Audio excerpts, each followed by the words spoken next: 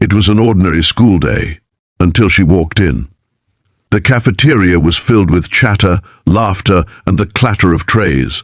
Everyone was in their own little world, until the door opened and a new girl stepped inside. Her name was Amelia, a quiet-looking girl with gentle eyes and a shy smile. She carried her lunch tray carefully, scanning the crowded room, trying to find an empty seat. But the cafeteria wasn't welcoming that day. Whispers started the moment she entered. "Who's that?" "Probably a new kid. She looks weird."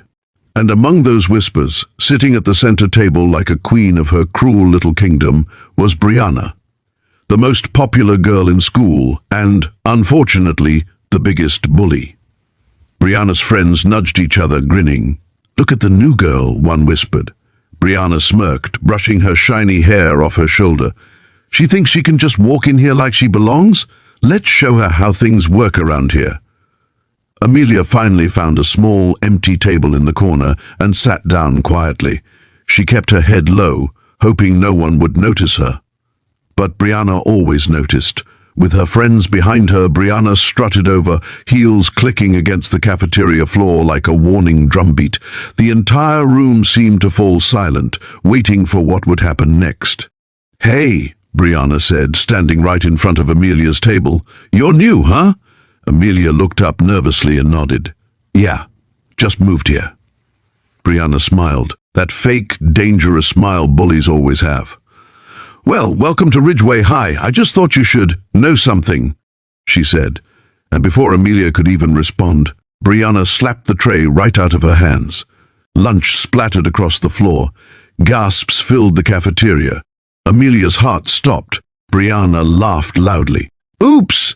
Guess you should learn to hold your food better." Her friends laughed too, their voices echoing across the room. Some students watched in shock. Others looked away, pretending not to see anything. Amelia's hands trembled as she bent down to pick up the spilled food. But then something inside her snapped. She took a deep breath and stood up straight. Brianna rolled her eyes. "What? You gonna cry?" Amelia's voice was calm, almost too calm. "No," she said softly. "I'm just done." Then she slowly reached up and took off her jacket. The cafeteria went silent. Underneath, Amelia was wearing a crisp white martial arts uniform top, the kind that only black belts wear. A patch on her chest read, "National Junior Champion." Brianna's laughter froze mid-sound. Her eyes widened. Amelia's posture changed, confident, powerful, unshaken. "You shouldn't hurt people just because you can," she said quietly, but her words hit harder than any punch could. Brianna tried to smirk again. "What's that supposed to mean? You think you're tough?" Amelia didn't move closer. She didn't even raise her hands. She just looked Brianna straight in the eyes.